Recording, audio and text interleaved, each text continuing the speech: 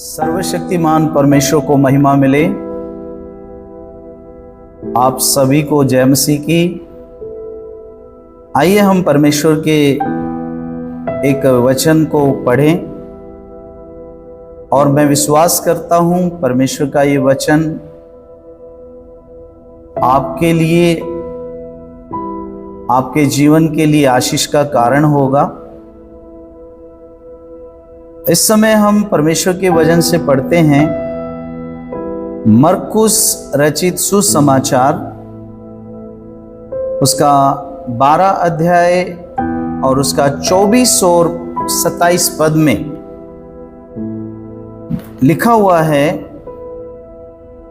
यीशु ने उनसे कहा, क्या तुम इस कारण से भूल में नहीं पड़े हो?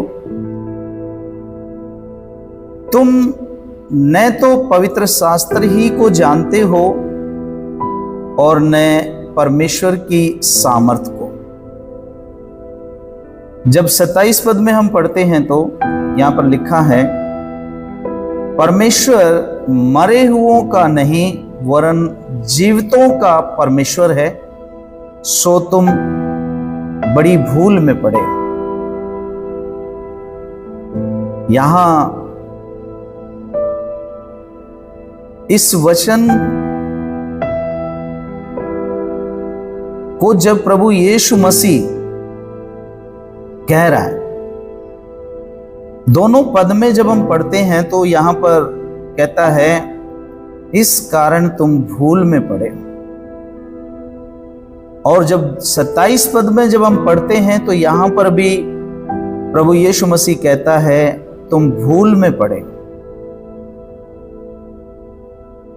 हम इस बात को सोचते हैं, हमें समझें कि जब एक मनुष्य किसी बात को नहीं जानता या उसको जानकारी नहीं है, तभी वो गलती करता है। और दूसरी बात यह भी है कि कुछ ऐसे भी लोग हैं जो जानते हुए भी गलती करते हैं। तो जो जानते हुए भी गलती करते हैं उनको कह सकते हैं कि तुम भूल में पड़े हो, तुम जानकर भी अनजान हो। तो यहां पर कुछ लोग एक बात को लेकर जो है प्रभु यीशु मसीह से बात कर रहे थे। तो इसी कारणवश प्रभु यीशु मसीह ने उनसे कहा, तुम परमेश्वर के पवित्र शास्त्र को नहीं जानते हो। और दूसरा प्रभु यीशु ने कहा कि तुम परमेश्वर की सामर्थ को भी नहीं जानते। परमेश्वर के पवित्र शास्त्र को भी नहीं जानते हैं, यानी कि परमेश्वर के वचन को नहीं जानते और परमेश्वर की सामर्थ को भी नहीं जानते।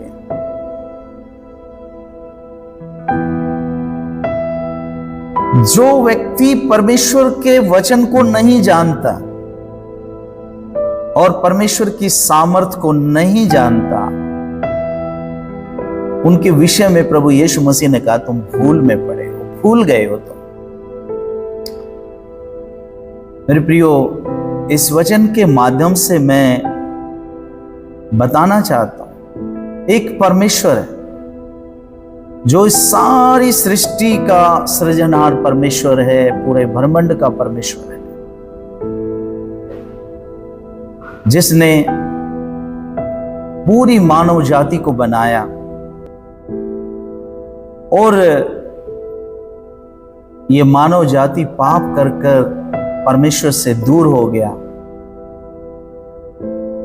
तो परमेश्वर जो मानव जाति से प्रेम करता है, उसने अपने पुत्र प्रभु यीशु मसीह को मनुष्य के रूप में इस धरती में भेजा। और प्रभु यीशु मसीह आकर लोगों के पाप क्षमा किए और उनसे प्रेम किया। प्रभु यीशु मसीह इस धरती में लोगों के पाप क्षमा करने के लिए आया, उनके पापों को उनके जीवन से हटाने के लिए आया। और दूसरी तरफ हम देखते हैं कि परमेश्वर ने पूरे ब्रह्मांड को बनाया, पूरी दुनिया को, जो भी हम सृष्टि में जो देखते हैं ये परमेश्वर का बनाया हुआ है।